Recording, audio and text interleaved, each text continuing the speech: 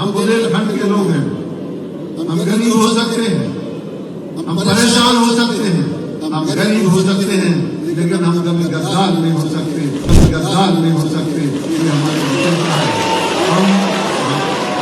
हम लोग खेती में नई क्रांति का नाम न्यू हॉलैंड। आधुनिक तकनीक से भरपूर, खेती बने आसान, मुनाफा हो 2 गुना। न्यू हॉलैंड ट्रैक्टर के सभी मॉडल उपलब्ध हैं।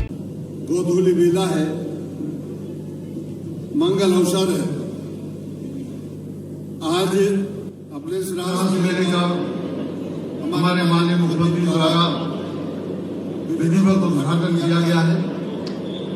इस अवसर पर, इस मंगल अवसर पर एक बार भगवान का स्मरण करेंगे। बोले सिद्धिविनायक भगवान की, भारत माता की, भारत माता की। आज हमारे इस बुंदेलखंड क्षेत्र की प्रदेश के सबसे प्राचीन और ऐतिहासिक इस रास मेले के उद्घाटन के अवसर पर कृपापूर्वक हम सबके बीच में विराजे प्रदेश के यशस्वी मुख्यमंत्री श्री मोहन यादव जी का मैं स्वागत करता हूं। साथ में हमारे संसदीय क्षेत्र के सांसद राहुल जी का, हमारे सागर की बहुत ही गतिशील सांसद लता जी का, हमारे साथी पूर्व मंत्री भूपेन्द्र जी का, सागर विधायक श्री शैलेश जी का, विधायक दिलीप जी का, मंडा विधायक श्री वीरेंद्र मरदास जी का, देवरी विधायक श्री बिहारी पटेल जी का, जिला पंचायत के अध्यक्ष श्री हीरा सिंह जी का, हमारे भारतीय जनता पार्टी के ग्रामीण जिलाध्यक्ष हमारे रानी पटेल जी का, शहरी जिलाध्यक्ष हमारे श्याम तिवारी जी का, हमारे जहाज सिंह जी का और सदानंद जी का, वरिष्ठ विराजमान हमारे सभी वरिष्ठ श्रेष्ठ जनों का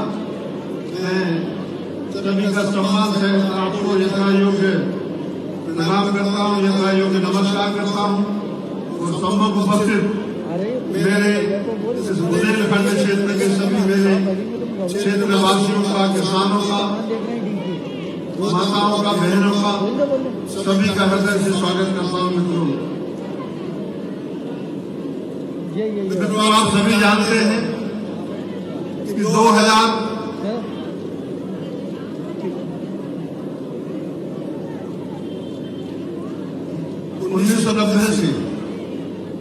1990 से जब तत्कालीन मुख्यमंत्री सुंदरलाल जी पटवा हुआ करते थे, पहले तो एक मेला 217 वर्षों से लगातार चल रहा था, जिसको हमारे यहाँ के पूर्व बुंदेली शासक श्री मर्दन सिंह देव चलाते थे। उनके राज्यारोहण की स्मृति में मेला लगता था, लेकिन इसके मेले की भव्यता और उपयोगिता राष्ट्रीय कार्यक्रमों के द्वारा लोगों को लाभान्वित किया जाना और प्रदेश के वरिष्ठ नेताओं के संरक्षण में या उनके बधाने के कारण जो प्रभाव उत्पन्न होता है, इससे लोग लाभान्वित होते हैं।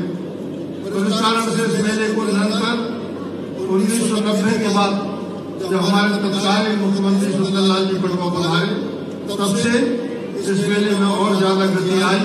और मुझे कहते हुए बताते हुए खुशी है कि 1990 से लेके यह 2026 है, इन 36 वर्षों में प्रति वर्ष हमारे मुख्यमंत्री जी यहाँ पर लगातार इस मेले के उद्घाटन के लिए पधारते रहे, हमारे मंत्रीगण पधारते रहे, हमारे जनप्रतिनिधि पधारते रहे, हमारे सभी वरिष्ठ नागरिक पधारते रहे। सभी ने इस मेले को और ज्यादा भव्यता और प्रदान की और गौरवशाली बनाया। सबके लिए मैं अपने पूर्वजों के लिए वो हमारे बीच में हो या नहीं हो, मैं उनके लिए धन्यवाद देता हूँ, प्रणाम करता हूँ। और पटवा जी उस समय मुझसे कह गए थे, गोपाल इस मेले के लिए कभी बंद नहीं होना, उन्होंने कहा ये तुम्हारी धरोहर है, यह तुम्हारी पूंजी है, यह तुम्हारे बुंदेलखंड की पहचान है और इस पहचान के लिए बनाए रखना जब तक तुम्हारा जीवन है। और मैं लगातार यही प्रयास करता हूँ कि अमिल इसी प्रकार से चलता रहे। मैं मुख्यमंत्री जी के लिए धन्यवाद दूंगा कि इस परंपरा के लिए उन्होंने कायम रखा। थोड़ा उनको कठिनाई हुई, उसके लिए क्षमा चाहता हूँ, लेकिन यह 217 वर्ष पुरानी जो हमारी पूंजी है, जो वैभव है, जो पुरातन वैभव है, जो गजेटियर में, सरकारी गजेटियर में पढ़ने के लिए मिलता है, यहाँ पर ऊँट बिकने के आते थे, घोड़े बिकने के आते थे, बैल तो आते थे, गायें आती थी, भैंसें आती थी, और भी हमारे जो भी कृषि कार्य से संबंधित जो पशु थे उनका यह पशु लेना था। लेकिन कालांतर में जब बहुत ज्यादा ये आधुनिकीकरण हो गया, वाहन आ गए और बैलों का, गायों का उपयोग कम हो गया, तो मेले के स्वभाव में ह्रास हुआ और इस कारण से मेले को और ज्यादा बढ़ाने के लिए, और ज्यादा ऊंचे ले जाने के लिए हम सरकार से सहयोग मांगते हैं। सरकार ने पूरा सहयोग करती है, हमारा नेतृत्व हमें उत्साह प्रदान करता है। मित्रों, आप सभी को जानकारी है कि विधानसभा क्षेत्र मेरे विधायक बनने के 20 साल बाद भी बहुत पिछड़ा था। जब मैं 2084-85 में पहली बार विधायक बना, मुख्यमंत्री जी इस विधानसभा क्षेत्र में 20 साल तक जब मैं विधायक रहा, 20 साल तक अपोजिशन में एक सड़क नहीं बनी, एक पुलिया नहीं बनी, एक तसला मिट्टी नहीं गिरी, एक तसला गिट्टी नहीं गिरी। 20 सालों तक अपोजिशन में मैं विधानसभा में संघर्ष करता रहा, लेकिन यहाँ पर 20 सालों में 20 रुपए का काम भी नहीं हुआ। लेकिन मैंने अपना हौसला नहीं छोड़ा और भगवान की कृपा से पार्टी के नेतृत्व की क्षमता से 2003 में जब भारतीय जनता पार्टी की सरकार बनी और उसके बाद हमारे राज्य में सरकार बनने के बाद केंद्र में जब हमारी सरकार बनी, तो जो पंख लगे क्षेत्र के विकास के लिए, उससे निरंतर हमारे क्षेत्र में जो विकास हुआ वह बहुत ही अद्भुत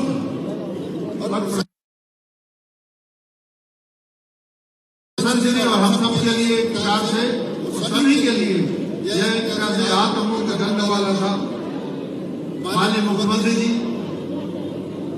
मैं मेरे इतिहास में जाना चाहता हूँ। हमने आंदोलन किए, मैंने विधायक बनने के पहले जब आंदोलन किए, तत्कालीन मुख्यमंत्री अर्जुन सिंह ने फायरिंग करवा दी आंदोलनकारियों पर। उसमें मैं भी था और हमारे 4 साथी पुलिस की गोलियों से मारे गए। 4 साथी बलिदान हुए थे और उसके बाद लोगों ने तय किया, मैं विधायक बना। उसके बाद अनवरत रूप से सन 2003 के बाद जो विकास की गति प्रारंभ हुई, मुझे कहते हुए खुशी के पिछले 2 सालों में हमारे मुख्यमंत्री जी जो विराजमान है, इनके नेतृत्व में प्रदेश में तो अभूतपूर्व विकास किया ही है, लेकिन अपने रहनी क्षेत्र में भी मैंने मुख्यमंत्री जी से जो भी मांगा, जो भी अपेक्षा की, उन्होंने खुद अपना क्षेत्र समझ के इस रहनी विधानसभा क्षेत्र में और बुंदेलखंड में हम सब लोगों के लिए सहायता करने का काम किया है। मानिए उस समय पार्टी का अच्छा वक्त नहीं था, लेकिन आज हम बहुत बेहतर स्थिति में है, राज्य सरकार भी बेहतर स्थिति में है, वित्तीय संसाधन बढ़े हैं और मैं आज ये कह सकता हूँ कि वह जो 20 साल में अपोजिशन कर रहा, तो जो विकास की आस थी लोगों की, जो प्यास थी, हम उसे बहुत कुछ प्यास को पूरा कर सके हैं भारतीय जनता पार्टी की सरकार के कारण। और इसलिए मैं अपने नेतृत्व को, माननीय मोदी जी को, मैं अपने प्रदेश के यशस्वी मुख्यमंत्री मोहन जी के लिए बहुत बहुत धन्यवाद दूंगा कि मैंने जो अपेक्षा की, जो मांगा, कभी मोहन जी ने आज तक कभी किसी बात के लिए इनकार नहीं किया। आगे जो दस्तावेज इस बात पर घुमाए गए और इसलिए मैं, आप आ रहे होंगे रास्ते से तो आप देख रहे होंगे किस प्रकार से जनमेदनी पूरी की पूरी उत्साहित होकर आपके अभिनंदन के लिए रास्ते में खड़ी हुई है और आज यहाँ पर बैठी हुई है। तो सभी के लिए अपनी ओर से जो पधारे हैं उनके लिए धन्यवाद देता हूँ। पिछली बार आपने बहुत कुछ हमें दिया है और हमारे प्रधानमंत्री जी ने जो भी क्षेत्र की आवश्यकताएं थी, प्रधानमंत्री जी ने देश को चौथी अर्थव्यवस्था बनाया है दुनिया की। इसके अलावा अनेकों विकास के कार्य में उन्होंने किया होगा, लेकिन पिछला जो बजट आया हमारे देश का, उसमें अधोसंरचना संरचना के क्षेत्र में, कृषि के क्षेत्र में, समाज कल्याण के क्षेत्र में, अनेकों वर्गों के लिए हित के लिए, छात्रों से किसानों के हित के लिए अनेकों योजनाएं बनाई। मुख्यमंत्री जी ने इस वर्ष कृषि कल्याण वर्ष के रूप में मनाने का निश्चय किया है। माननीय मुख्यमंत्री जी, हमारे क्षेत्र में सिंचाई का रकबा अपेक्षाकृत कम है, बल्कि बहुत कम है। हमारा प्रयास है, पिछले वर्षों में आपने स्वीकृति प्रदान की थी, लेकिन यह अभी पूर्ण रूप नहीं ले पाया है।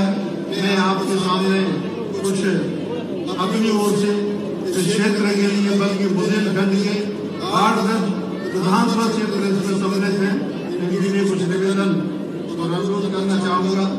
मुझे विश्वास है कि आप हम सब जनता को अपना प्रेम और आशीर्वाद देंगे। माननीय मुख्यमंत्री जी, हमारे रैनी विधानसभा क्षेत्र की निम्नलिखित मध्यम सिंचाई परियोजनाओं के कार्य शीघ्र पूर्ण कराने एवं योजनाओं के क्रियान्वयन हेतु पर्याप्त धनराशि उपलब्ध कराने का कष्ट करें।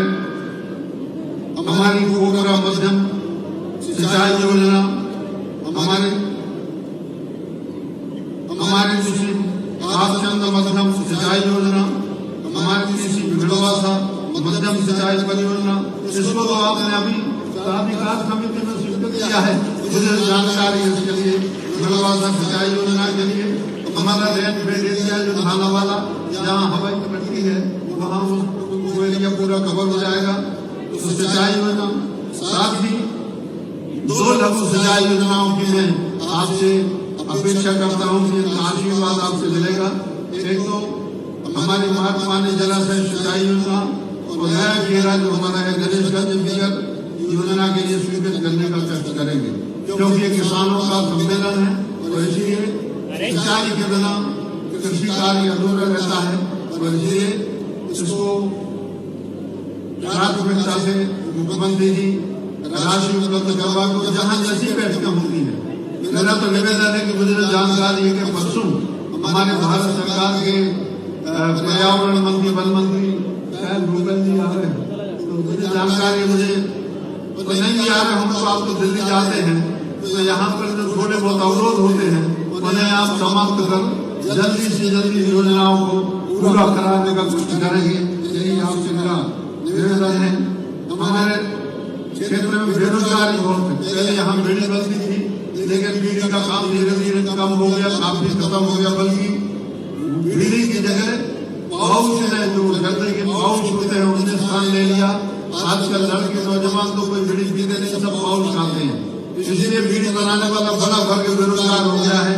आपसे निवेदन है कि मैंने प्रयास करके और आपके आशीर्वाद से अपने विधानसभा क्षेत्र के पटना कगरी के पास MSME के द्वारा उद्योग केंद्र विकसित किया है। बिजली, सड़कें, पानी सभी की वहाँ पर व्यवस्था कर ली गई है, किंतु अभी तक इस केंद्र में कोई भी उद्योग नहीं लगने से क्षेत्र में रोजगार की कठिन समस्या है।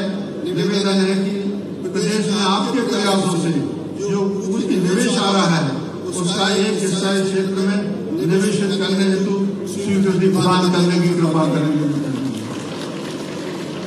माननीय मुख्यमंत्री जी, क्षेत्र में 18 वर्ष पहले सन 2005 में उद्यान की महाविद्यालय शुरू हुआ था, जिसके लिए उस समय बजट में लगभग 130 करोड़ रुपए की राशि प्रस्तावित थी, जिसमें से अभी तक कुल राशि 5 करोड़ रुपया ही प्राप्त हुई है 18 वर्षों में। इस राशि के अभाव में भवन नहीं बन पाया और कक्षाएं सुचारू रूप से नहीं चल पा रही हैं। इसलिए इस वर्ष में हॉर्टिकल्चर कॉलेज के संकाय निर्माण हेतु 20 करोड़ रुपए की राशि स्वीकृत करने की कृपा करें। उद्यान की इस समय देश में रोजगार का सबसे बड़ा माध्यम है, जहाँ मैं देखता हूँ माली प्रशिक्षण केंद्र। आजकल तो बड़े बड़े बंगले बन गए हैं शहरों में, 2-3 मालियों की आवश्यकता होती है फूलों का और अनेक प्रकार की शाकाहारी फसलों का, जो साग सब्जी का उत्पादन देश में बहुत बड़ा है और और मैं मान के चलता हूँ कि सबसे ज्यादा इस समय रोजगार देने वाला यदि कोई माध्यम है तो यह विज्ञान की है। इसके लिए आप निश्चित रूप से प्राथमिकता से करने का कष्ट करें। रैली और गलाकोटा कृषि उपज मंडियों में स्थिति अत्यंत जर्जर है। इनमें प्लेटफार्म निर्माण एवं परिषद के सीमेंटकरण हेतु 5-5 करोड़ रुपए की राशि स्वीकृत करने का कष्ट करें एवं शायदपुर की उपमंडी के विकास के लिए 1 करोड़ रुपया एवं घाना में उपमंडी स्वीकृत करने का कष्ट करें। मंडी हमारी मंडियां हैं ये बहुत पुरानी हो गई रहेंगी, फर्श वगैरह जो है वो बदले हैं, इसलिए अनाज उसी में फर्श में और मिट्टी के साथ उससे रेत के साथ मिट्टी के साथ मिल जाता है। कृपा कर करने का कष्ट करें। साहेबपुर नगर में संजीवनी विद्यालय स्वीकृत करने का कष्ट करें। साहेबपुर में बालिका हायर सेकेंडरी स्कूल का भवन स्वीकृत करने का कष्ट करें। ग्राम काशी पिपरिया में हमारे यहाँ पुष्पा समाज का एक अच्छा स्थान है। टोरिया है हमारी नौपुर टोरिया क्षेत्र के प्रसिद्ध देवी तीर्थ हरसिद्धि तीर्थ कारगिल क्षेत्र में देवी लोक निर्माण और सौंदर्यीकरण करने का कष्ट करें। ग्राम काशी परिया में लवकुश पहाड़ी पर भगवान लवकुश धाम हेतु 5 करोड़ रुपया स्वीकृत करने का कष्ट करें ताकि वहाँ पर भगवान लवकुश का अच्छा मंदिर बनवा के और हम वहाँ पर सौंदर्यीकरण कर सकें। माननीय मुख्यमंत्री जी, ये हमारे कुशवाहा समाज के बहुत भावना से जुड़ा हुआ विषय है। क्षेत्र के बेरोजगारों को रोजगार पाने हेतु गलाकोटा साहेबपुर नगर में कौशल शिक्षा हेतु ITI की स्वीकृति प्रदान करने की कृपा करें। रैली एवं साहेबपुर की PSC जो हमारा प्राइवेट हेल्थ सेंटर है उसको उन्नयन कर CHC करने का कष्ट करें। गलाकोटा रैली देवरी मार्ग का उन्नयन करने का 2 लेन करने का कष्ट करें। ग्राम काशी पिपरिया उदयपुर हेलगन में सब स्टेशन स्वीकृत करने का कष्ट करें बिजली का एवं 108 मंदिर टोलों की सूची हमने विद्युत विभाग को दी है उसको स्वीकृत कर विद्युतीकरण कराने का कष्ट करें। आदिवासी क्षेत्र गढ़ता में स्थापित रानी दुर्गावती प्रतिमा स्थल का एवं संग्रहालय के विस्तार एवं सौंदर्यीकरण करने हेतु 1 करोड़ रुपये का आवंटन करने की कृपा करें। बुंदेलखंड क्षेत्र की सबसे महत्वाकांक्षी एवं सर्व उपयोगी मांग नर्मदा जी को सुना नदी से जोड़ने का कष्ट करें। इससे 8 विधानसभा क्षेत्रों को बहुत लाभ मिलेगा। गलाकोटा एवं रैली के महाविद्यालय में स्ववित्तीय योजना के संचालित पाठ्यक्रमों को साधनाधीन करने का कष्ट करें। गलाकोटा नगर का 4 लेन रिंग रोड दक्षिणी बाईपास स्वीकृत करने का कष्ट करें और अंत में गलाकोटा एवं रैली नगर में 1 मेगावाट के सोलर प्लांट का निर्माण कराने की स्वीकृति प्रदान करने की कृपा करें। सब कार्यों जो मैंने निवेदन किया है आपसे आग्रह किया इसके लिए बहुत बहुत धन्यवाद। हम सभी लोग पहले भी आपके कृतज्ञ हैं, आगे भी रहेंगे। और एक बात और हम कहना चाहते हैं, हम बुंदेलखंड के लोग हैं, हम गरीब हो सकते हैं, हम परेशान हो सकते हैं, हम गरीब हो सकते हैं, लेकिन हम कभी गद्दार नहीं हो सकते। ये हमारी विशेषता है। हम लोग बुरे समय में सरकार के साथ रहे। जब भारत में सिर्फ 2 सांसद होते थे बीजेपी के, उस समय भी लोगों ने मुझे जिताया। मैं इसी जनता के लिए प्रणाम करता हूँ कि आपने भारतीय जनता पार्टी को बुरे समय में भी आशीर्वाद दिया। सभी के लिए बहुत बहुत प्रणाम, सभी के लिए नमस्कार। खेती में नई क्रांति का नाम न्यू हॉलैंड। आधुनिक तकनीक से भरपूर, खेती बने आसान, मुनाफा हो 2 गुना। न्यू हॉलैंड ट्रैक्टर के सभी मॉडल उपलब्ध हैं। संपर्क करें और पाएं बेहतरीन ऑफर। आज आइए अधिकृत विक्रेता संपदा एग्रो सॉल्यूशन एजेंसी, बिजली ऑफिस के सामने, मेन रोड, देवरी, सागर। संपर्क करें संजय ब्रजपुरिया 9425451161।